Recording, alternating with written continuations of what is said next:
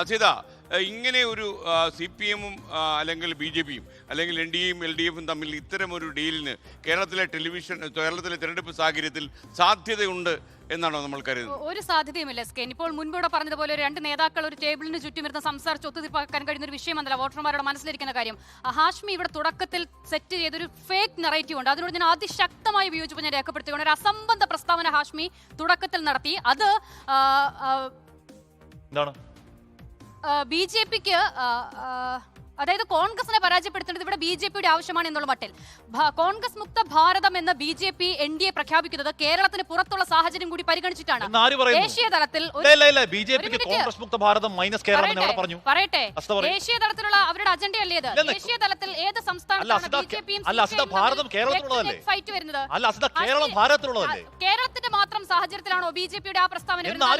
കേരളത്തിന് പുറത്ത് ഹാഷ്മി അതൊരു ദേശീയ തലത്തിൽ ഭാരതം എന്ന BJP-യുടെ പ്രഖ്യാപിത ജനാധിപത്യ വിരുദ്ധ ലക്ഷ്യം അത് ദേശീയ തലത്തിലുള്ള BJP-യുടെ അജണ്ടയാണ്. അത് കേരളം മാത്രം മുൻനിർത്തിയല്ല. ഒരു മിനിറ്റ് ഞാൻ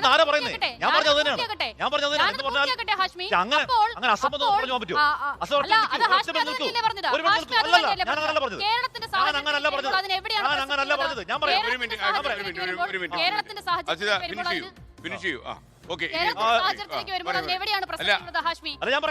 പൂർത്തിയാക്കട്ടെ.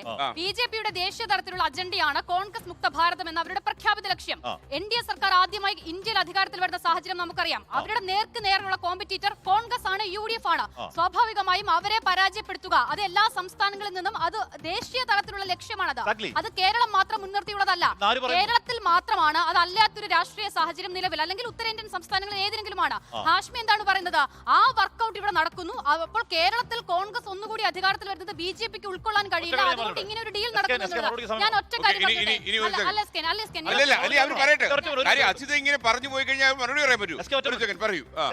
കോൺഗ്രസ് മുക്ത ഭാരതം എന്ന് പറയുന്നത് BJP-യുടെ ജനാധിപത്യ വിരുദ്ധ നറേറ്റീവാണ്. അത് അവരുടെ പ്രഖ്യാപിത ലക്ഷ്യമാണ്.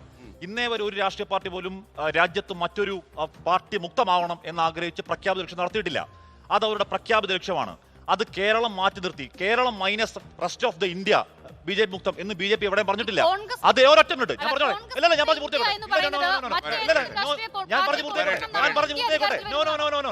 പൂർത്തിയാക്കോട്ടെ. അപ്പോൾ BJP-യുടെ പ്രഖ്യാപിത ലക്ഷ്യം കോൺഗ്രസ് മുക്ത ഭാരതം ഒന്ന് തന്നെയാണ്. ഞാൻ തുടർച്ചയായി രാഷ്ട്രീയ അജണ്ടയാണ്.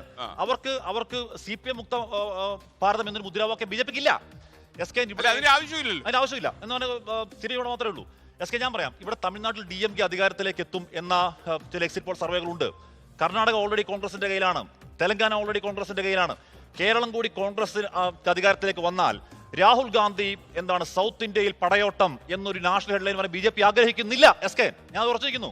ലോകത്തെവിടെയായാലും ഏത് സമയത്തും 24 വാർത്തകളും ഓഗ്മെന്റഡ് റിയാലിറ്റി പാക്കേജുകളും എക്സ്പ്ലെയിനറുകളും വിശദമായി കാണാൻ ഞങ്ങളുടെ YouTube ചാനൽ നിങ്ങൾക്ക് സബ്സ്ക്രൈബ് ചെയ്യാം.